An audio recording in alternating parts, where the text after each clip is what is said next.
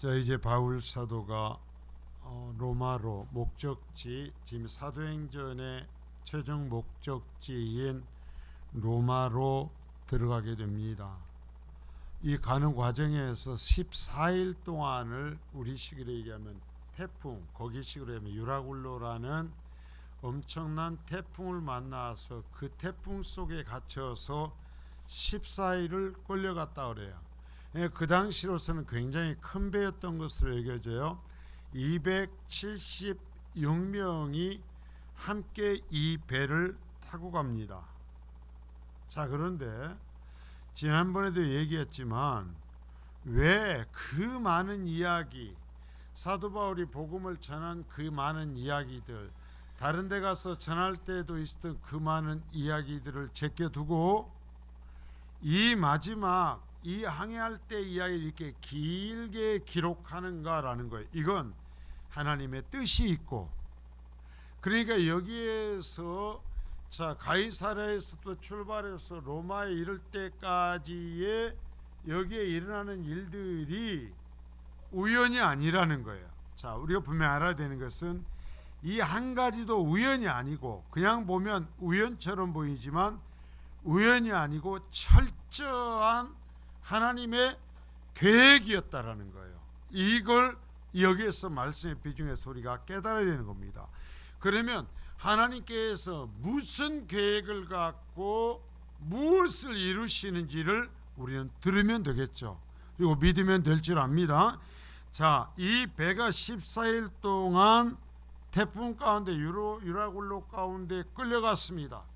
그것에 갇혀서 태풍 속에 갇혀서 제가 얘기했죠. 한 필리핀 정도에서 우리나라에 올 정도까지를 14일 동안 그 배가 그 풍랑수에서 휘둘리며 배가 부서져 가면서 여기까지 온 겁니다.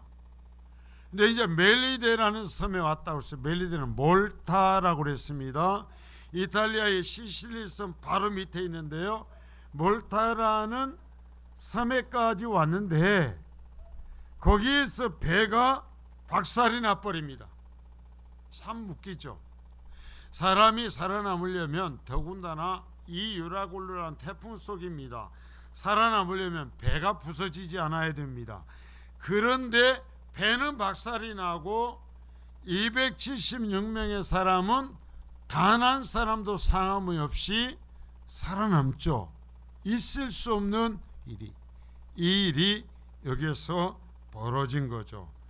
자, 그런데 이 바울 일행을 멜리데 섬의 사람들이 환영을 해줘서 자, 이제 불을 피우고 겨울 바다에서 이 바다에서 나온 추워서 벌벌 떠는 이 사람들을 위해서 불을 피워줬습니다. 불을 피워주고 맞이하는데, 자, 여기에서 볼 때 이 불을 나무 이제 불 속에다가 바울 사도가 넣을 때 독사가 나와서 그 손가락을 물었다 그랬어요. 근데 여기 말씀을 볼 때는 엄청나게 독이 강한 독사였던 것으로 여겨집니다. 그 섬의 사람들이 얘기하는 거예요. 아, 이 사람은 자, 바다에서는 어떻게 살았을지 모르지만 신이 이 사람을 죽이는 거다. 죽어야 될 죄가 있어서 죽이는 거다 라고 이야기를 한 거예요. 자, 이제 사람들의 생각으로는 죽어야 되는 겁니다. 그런데 바울 사도가요, 이 뱀을 불에다가 털털 떨어버리는 거죠. 네, 이 뱀이 덜 떨어지고 사람들이 기다립니다. 이제 죽을 거야. 이제 무슨 증세가 나타날 거야 라고 해도, 자, 기다리고 오래 기다려도 아무 일도 없는 겁니다. 그러니까 이 사람들이, 자, 2000년 전의 사람들이에요. 지금 사람들이 아니고. 그러니까 그 사람들이 얘기하는 것입니다. 지금 바로 앞에는 신이 이 사람을 죽인다 얘기했는데 이제는 뭐라고 얘기했다고요? 신이네. 저 독사에 물리지 않고 죽지 않는 것 보니까, 아무 일이 없는 것 보니까 신이네 라고 얘기한 거예요. 자, 하나님께서 이제 일을 이끌어 가시는데요. 자, 이제 그 풍랑 가운데에서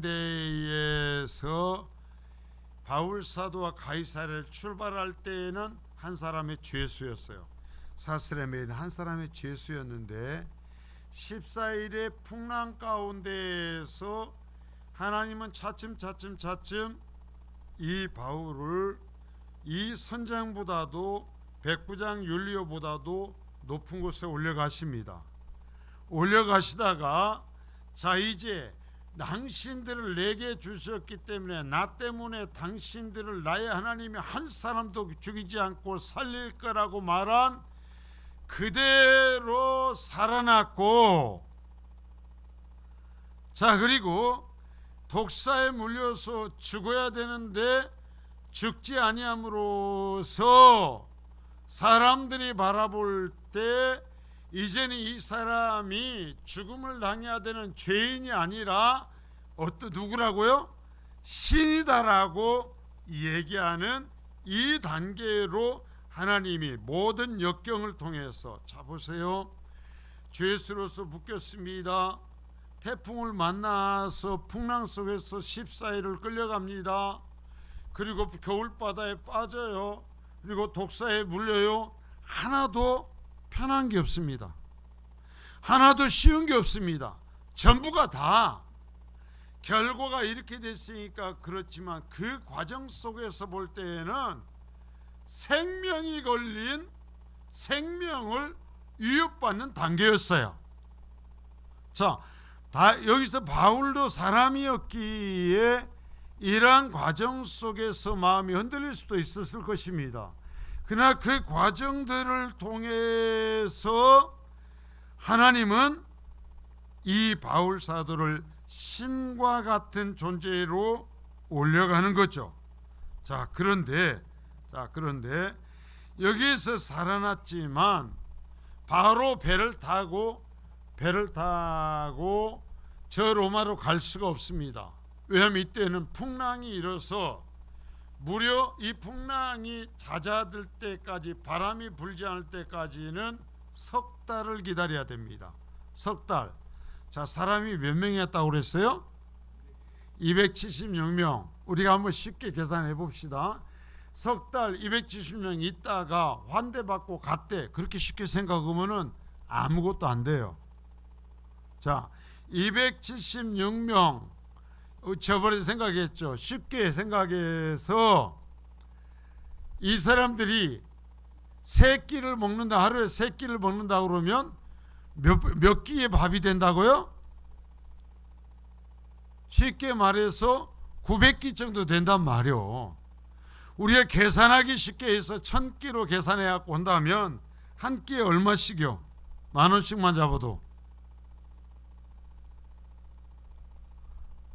아니 하루에 얼마씩이요? 900만 원, 1000만 원, 우리 900만 원. 그래도 석 달이면, 한 달이면 얼마요? 아니, 그래서 쉽게 하자는 거예요. 1000만 원씩 해가지고 하루에 석 달이면, 한 달이면 얼마요? 아이, 1000만 원씩 하라니까 쉽게. 자, 석 달, 한 달이면 얼마요? 아, 진짜 어렵네. 1000만 원씩 30일이면 3억 아니요? 그러면 석 달이면 9억이요. 여러분, 여기 와서 손님이 왔어요. 누가 여러분 석 달 동안 9억 돈 내갖고 우리 교회에서 9억 돈 내갖고 이 사람들 먹여서 합시다 하면 할 수 있어요, 없어요? 우리가 열심을 해도 못이요. 사람이 200씩, 여러분 재워주고 입혀주고 하는 거 빼고 먹는 것만 계산할 때 무려 석 달 동안이면 거의 9억에 해당되는 비용이 있어야 돼. 근데 이걸 누가 마련하는 거예요? 누가 마련해요? 하나님이 마련하셔요. 자, 그걸 여기서 봐가는 거예요.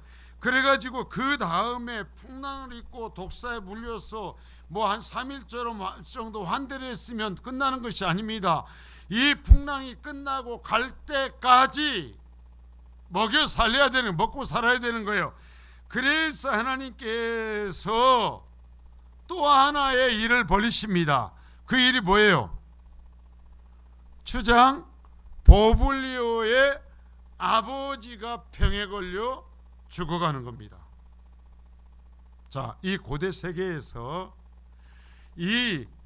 우리가 볼 때 왕의 아버지는 어찌 보면 왕보다 더 권력 있는 사람입니다. 그잖아요? 쉽게 생각하면 그러는 거예요. 왕의 아버지가 지금 죽어가고 있어요.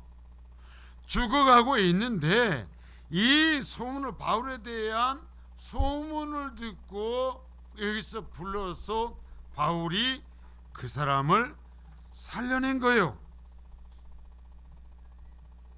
자, 그러나 그렇다고 해서 그것만으로서 이 보블리오라는 사람이 276명을 석 달을 책임질 수 없어요. 또 하나의 일을 하나님이 또 여기에서 이제 보는데요. 자, 우리 보블리오 그 일을 보고 사도행 28장 8절 한번 보고요. 자, 시작. 보블리오의 부친이 열병과 이질에 걸려 누워 있거늘 바울이 들어가서 기도하고 그에게 안수하여 낫게 하매.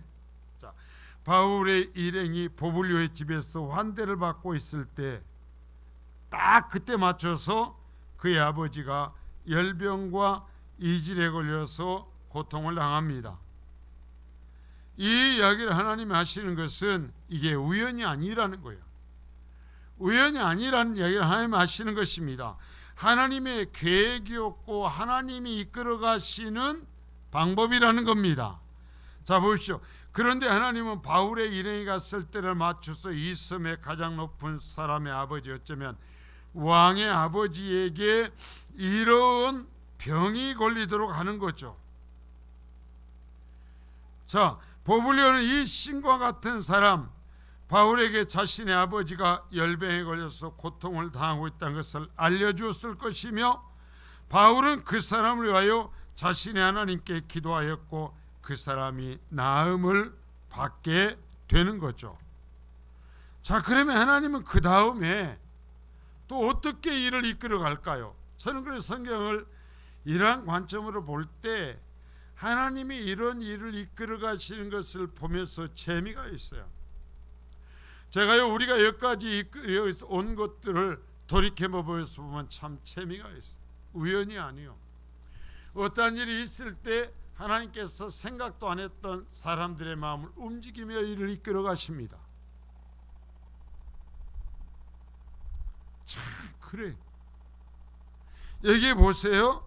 자, 이제 여기에서 보블리오를 고쳤는데 그 다음에 28장 9절입니다. 9절. 자, 시작. 이러므로 섬 가운데 다른 병든 사람들이 와서 고침을 받고, 자 보십시오. 섬 가운데 있는 다른 병든 사람들에게 소문이 난 것입니다. 왕의 아버지가 병에 걸려서 죽어가는데 말이야, 아니 배를 타고 오다가 여기에서 올려온 그 죄인이, 로마의 죄인이 한 사람이 있다는데 그 사람이 왔을 때 독사에 물렸었대야. 그러면 독사에 물리면, 그 독사에 물리면 죽잖아. 근데 물려도 아무렇지도 않았다네.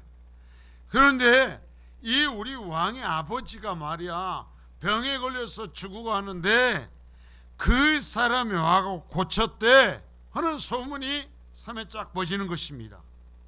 퍼지니까 이번에 어쩌는 거예요? 섬 가운데 다른 병든 사람들이 몰려오기 시작하는 겁니다. 자, 몰려오기 시작하는 거예요. 보블리오의 아버지가 열병에서 나음을 받았다는 것은 독사에게 물려서 죽지 않았다는 이야기와 함께 온 섬에 퍼져갔을 거예요. 여러분 얼마나 대단했겠어요? 여러분 한번 생각해 봐. 이게 내가 어떤 정말 이 세상의 어떤 방법으로 치료할 수 없는 질병에 걸려 있는데 하나님께서 나를 고쳐주셨다. 여러분 얼마나 놀라운 일이야. 그래가지고 그 유사한 병을 가진 사람들이 왔는데 하나님 그 사람도 다 고쳐주셨다. 여러분 난리가 날 거예요. 난리가 나. 지금 이 일이 이 멜리데 섬에 벌어진 겁니다. 자, 여러분 보세요.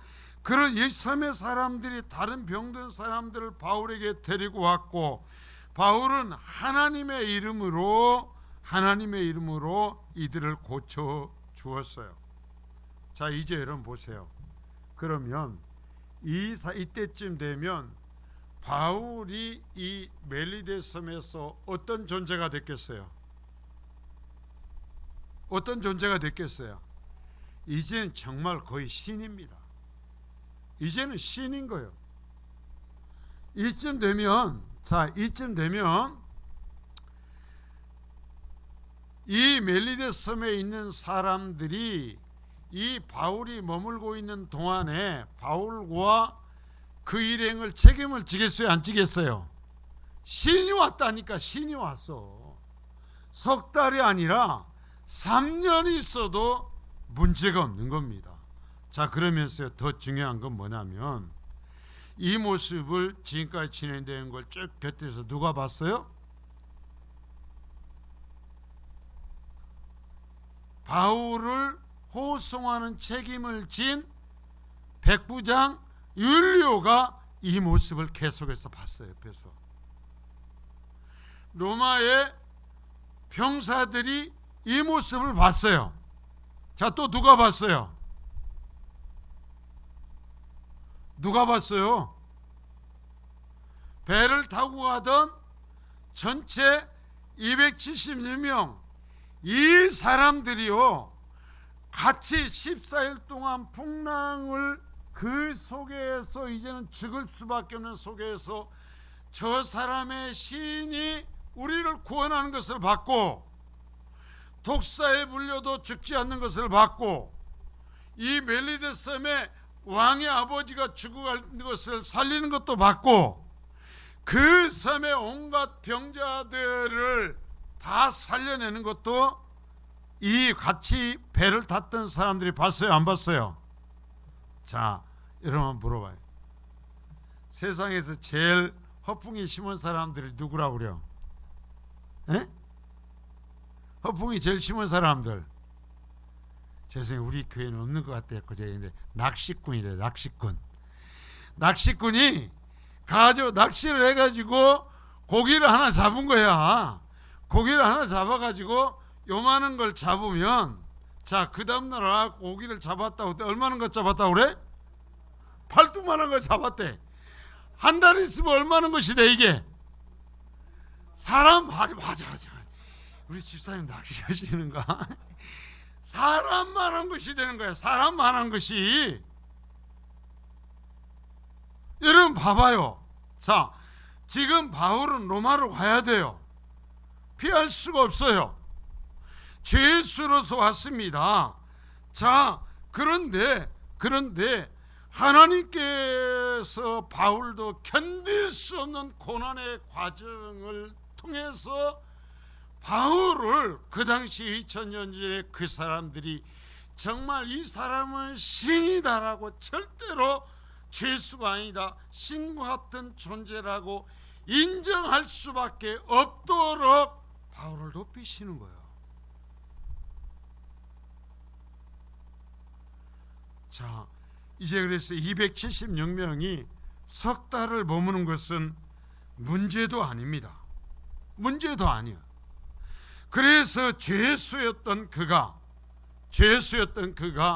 로마에 입성할 때는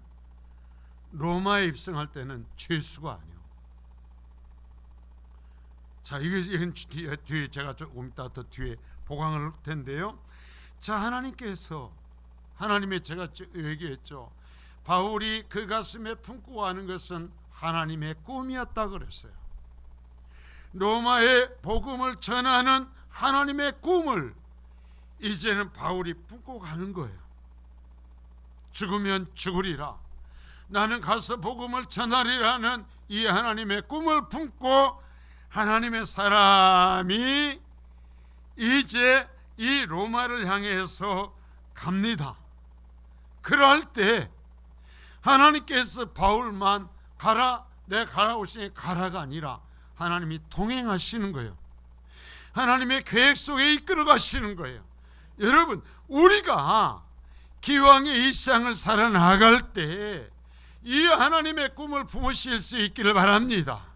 내 상황 속에서 내게 말씀하시는, 우리 교회에 말씀하시는, 우리 가정에 말씀하시는 여러분 하나님의 뜻이 있어요. 그 꿈을 품으시란 말입니다. 그것을 품고 살아갈 때 때로는 어려움이 있을 수 있어요. 그러나 하나님은 그 어려움의 과정조차도 그를 높이시며 하나님의 일을 이루시는 도구로 사용하실 겁니다. 정말 놀랍게 사도행전의 이 마무리 부분에서 하나님은 어쩌면 우연으로 무슨 일이 이루어져 가는 것 같은 이야기처럼 길게 말씀하시는 거예요. 이것이 하나님께서 들려주시고자 하신 뜻이 담겨 있단 말입니다. 우리가 이 이야기를 듣는 거예요. 그러면 이거는 보십시오. 우리가 매우 짐작해 오네. 이 과정에서 사도 바울은 풍랑 속에서 흔들려가는 그 속에서 바울은 무슨 일을 했을 것이고, 바울은 여기에서 뱀을 떨어버리고 자신을 신처럼 인정하는 그 사람들에게 무슨 얘기를 했을 것이고, 몰타셈의 이 왕의 아버지를 죽음 가운데 살려놓고 그 자리에서 바울이 뭐라고 외쳤을 것이고, 많은 병자들을 고치면서 바울이 여러분 외친 이야기는 무엇이었을까요? 저 예수를 믿으라는 거예요.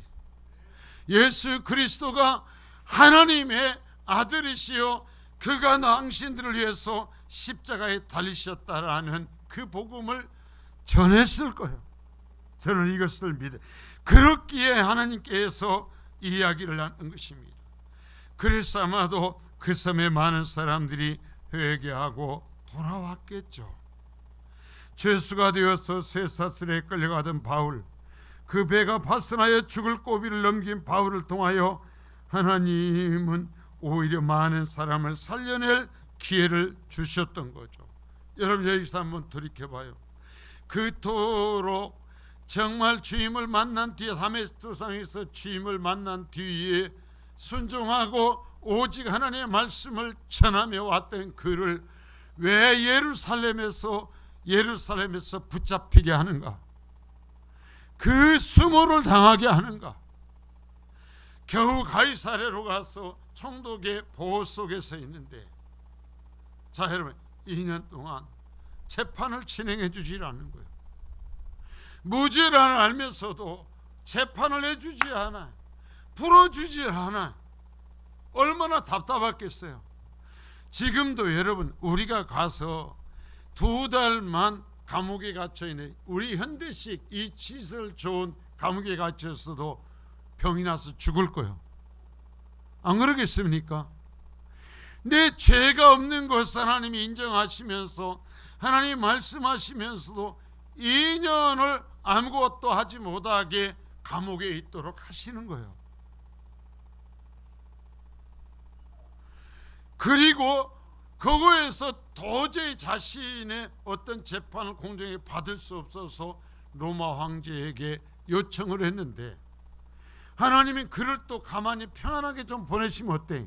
배나 타고 갈 때 편하게 하시지, 배 타고 갈 때 그놈은 풍랑을 만나게 해서 그 죽을 고비를 겪게 하고 그 어려움을 겪게 하시냐 이거예요. 인간의 눈으로 볼 때에는 하나님이 해도 너무한 거예요. 정말 하나님께서 해도 너무한 거예요, 바울 사도에게. 그러나 여러분 로마는 다른 곳이에요. 지금까지와는 다른 거예요.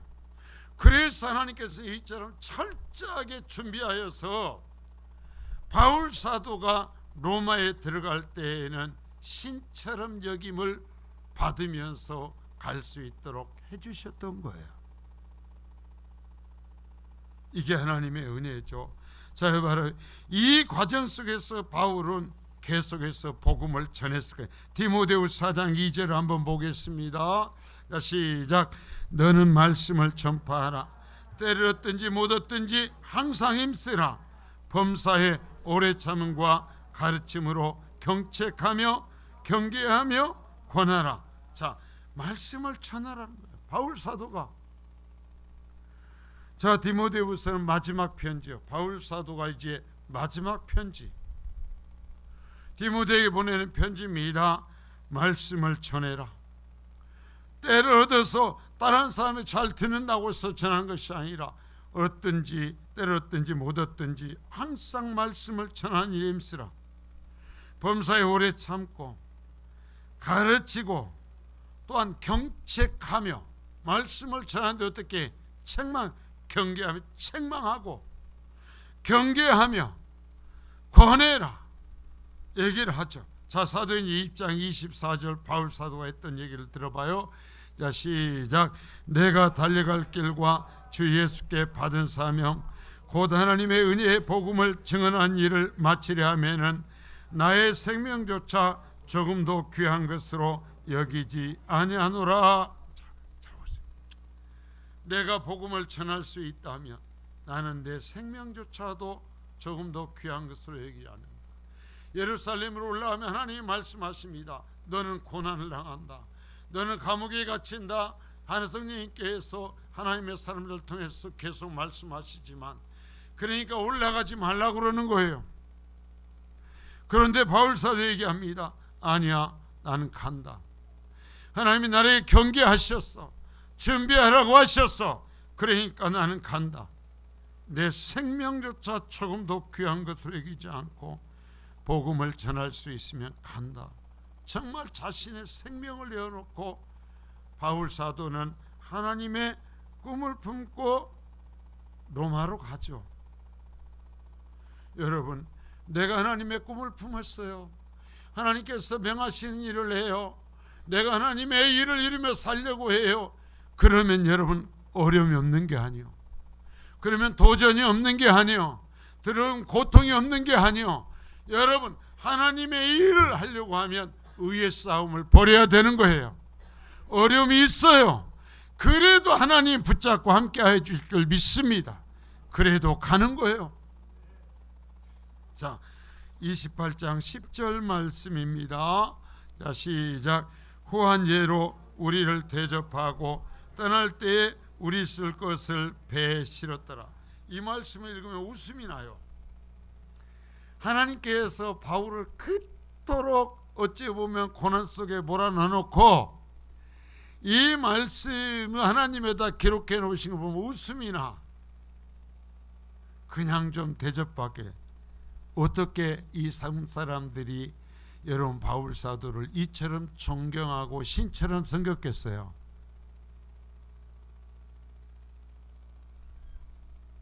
이렇게 하셔야 됐어요. 그러니까 어쨌다는 거예요. 후한 예로 석 달 동안, 11절이면 석 달 후에 떠났다고 하잖아요. 석 달 동안 후한 예로 대접을 했어요. 잘 먹고 잘 살았대요. 석 달 동안 몰타에서. 그리고 떠날 때에 우리 쓸 것을 배에 실어서 갈 때까지 염려 없도록 다 챙겨주게 하셨다. 아니, 배를 박살내면서 그 풍랑 속에서 죽을 둥 살 둥 고통당하게 하셨던 그 하나님께서 이제 이토록 하시는 것을 보면서 빙긋이 이 모든 과정을 이해하면 웃음이 난다니까요. 자, 이제 로마에 들어갑니다. 로마에 들어가요. 여러분 생각해 봐요. 276명이 이 모습을 봤다고 그랬잖아요. 율리오 백부장은 이제 지금까지 오는 과정에 대한 공식 보고서를 올렸을 것입니다. 올리면서 여러분 뭐라고 썼겠어요? 율리오가 여러분 보시죠. 뭐라고 썼겠어요? 내가 먹어봤는데 뭐라고 표현을 못 하겠네. 이거 말로 표현을 못 하겠는 거요. 이 사람을 데리고 오면서 이해할 수 없는, 도저히 말로 할 수 없는 이 일들이 있었는데 말하면 믿겠어요, 안 믿겠어요? 믿을 수가 없는 거예요. 그러니까 이 율리오라는 이 사람이요, 데리고 오면서 이 사람을 데리고 어떻게 하면서 이런 일을 썼습니다라는 것을, 그러나 자신이 최선을 다해서 보고서를 썼을 거예요. 그렇지 않습니까? 그래 놓고 아까 얘기했죠. 그래서 270명이 같이 탔다고 그랬으니까 이 사람들이 로마에 내렸어요. 자, 내렸는데, 자, 아까 얘기했죠.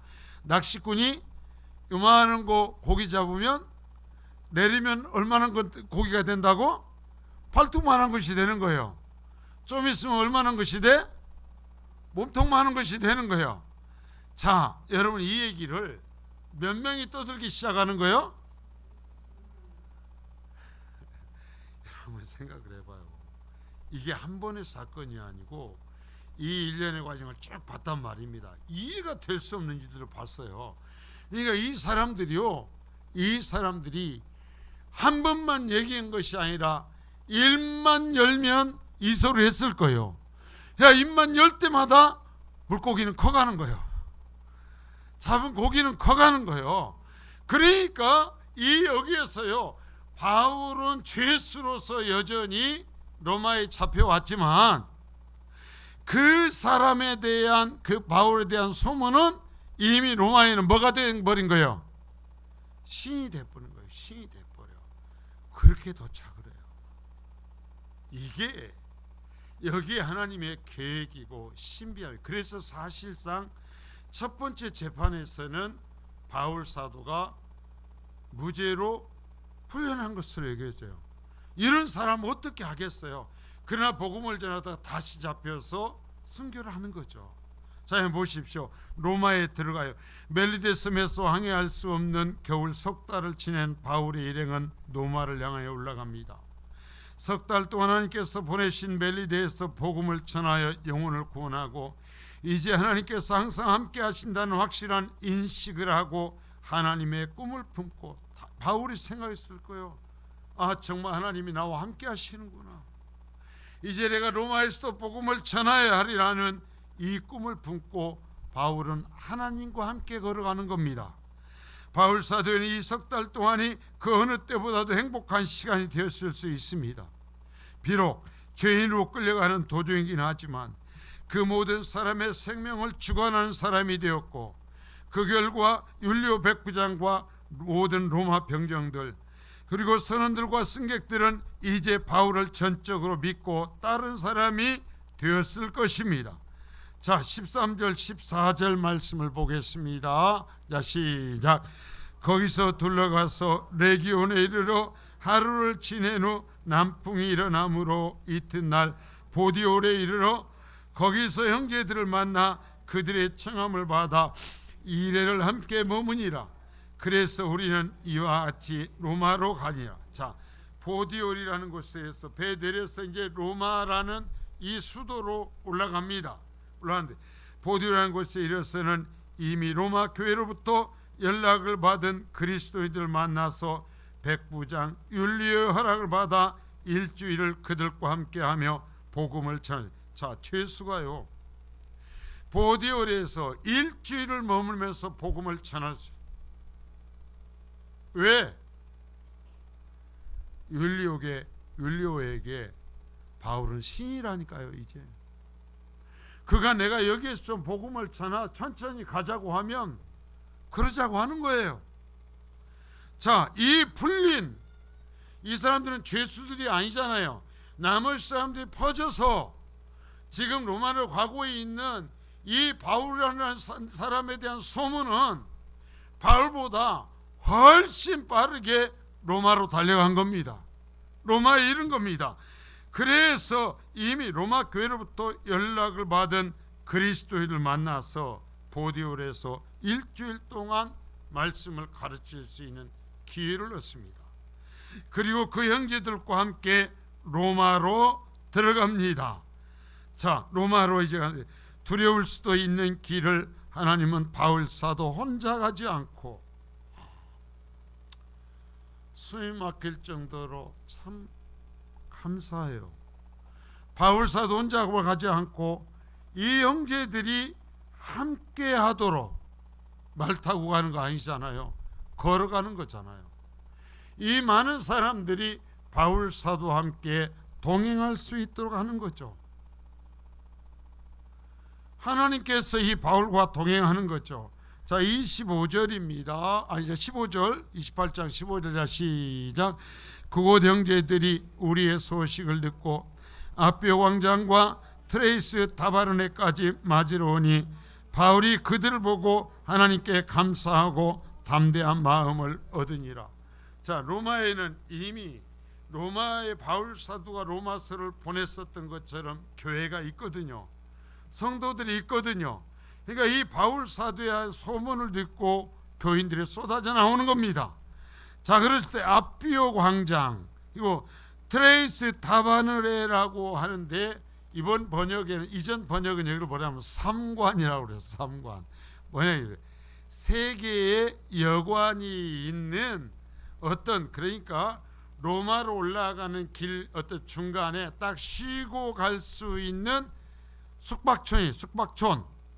거기에서 맞으러 오니까 거기까지 로마 형제들이 맞으러 왔어요. 바울이 그들을 보고 하나님께 감사하고 담대한 마음을 얻었다. 그래도 죄인으로서 여기까지 왔잖아요.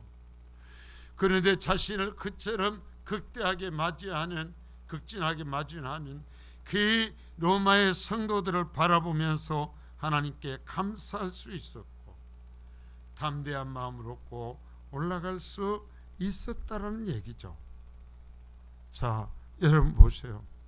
내가 예수를 믿고 내가 하나님의 꿈을 품고 내가 하나님의 말씀을 따라 살아갈 때 여러분, 내가 탄 배가 부서질 수도 있어요. 왜 나에게 하나님께서 풍랑을 만나게 하시느냐고 할 수도 있어요.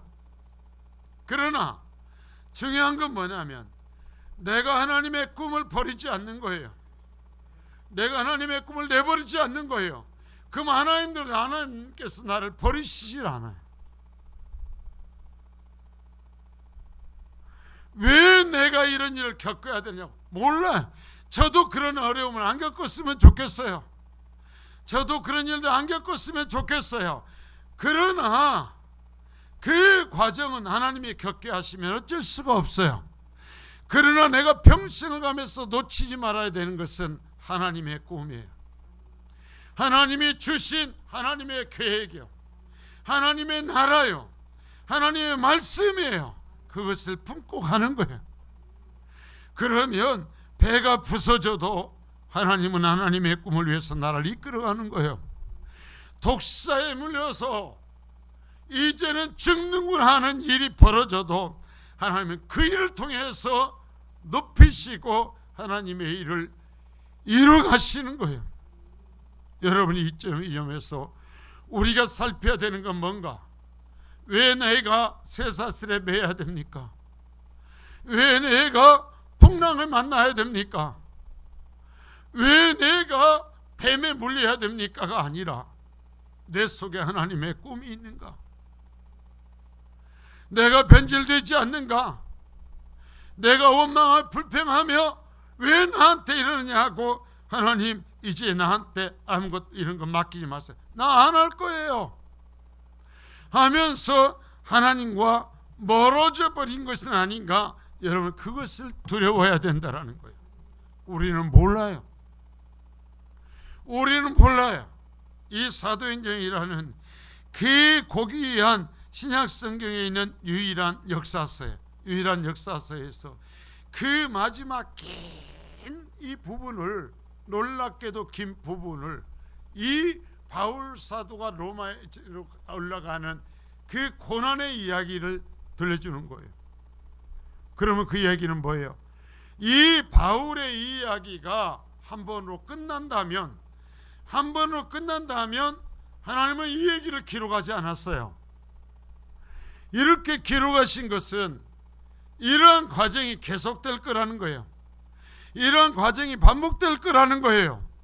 누군가 정말 하나님의 꿈을 가슴에 품고 살아가는 사람들이 바울처럼 이러한 과정을 겪게 될 거라는 거예요.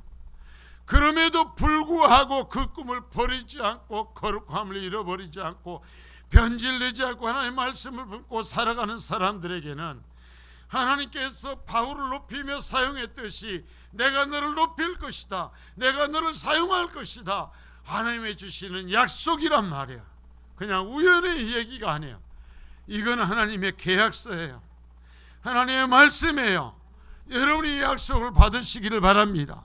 그러면서 바울 사도처럼 대답하는 거예요. 나도 가리라. 나도 바울처럼 살아가리라. 때로는 정말 내가 가고 싶지 않고 내가 피하고 싶고 나는 걸어가기 싫은 그 길을 내가 사슬에 매이고 내가 그 죄가 없어도 감옥에 갇혀야 되고 내가 풍랑에 빠져 죽어야 돼 죽을 것 같은 위기를 겪어야 되고 내가 독사에 물리는 그 위협을 당할지라도 나는 가리라. 나는 갈 거다 다짐하는 하나님의 사람들이 서기를 주님이 원하시는 것입니다. 그러며 말씀하시는 거예요. 그래, 그 길을 간다면 바울을 보호한 것처럼 내가 너를 보호하리라. 내가 너와 함께 하리라. 내가 너를 통해서 일하리라 약속하시는 거예요. 이제 이 계약서에 우리도 서면 주님이 이 계약서를 펼쳐서 우리에게 말씀하시는 것입니다. 바울처럼 너도에게 서명해라. 너도 여기에 서명해라. 그리고 내가 너에게 준 꿈을 내던지지 말아라. 끝까지 품고 그 꿈을 위하여 네 생명도 아끼지 말고 네 명예도 아끼지 말고 이 길을 가라. 내가 너를 사용하기를 원한다 하시는 이 주의 말씀을 듣고 하나님의 우리 교회를 그렇게 사용하여 주소서. 하나님의 우리 가정을 그렇게 사용하여 주소서. 하나님의 내 자손들을 그렇게 사용하여 주소서. 여러분 기도할 수 있기를 바랍니다. 이런 것을 가르치는 거예요. 교회는 이런 이야기를 하는 것이고 믿음의 조상들은 자녀들을 앉혀놓고 이런 이야기를 하는 거예요. 우리 주일학교에서도 이런 이야기를 하면서 믿음의 사람들을 세워가는 거예요. 하나님이 이 일을 하라고 하는 거예요. 우리가 그런 복을 누릴 수 있기를 바랍니다. 정말 그래서 세상이 알지 못하는 이 비밀을 소유하고 이 사람들이 가기를 꺼려하고 도망치는 영광의 길을 가는 진정한 그리스도인이 될 수 있기를 축복합니다. 아버지 하나님 감사합니다.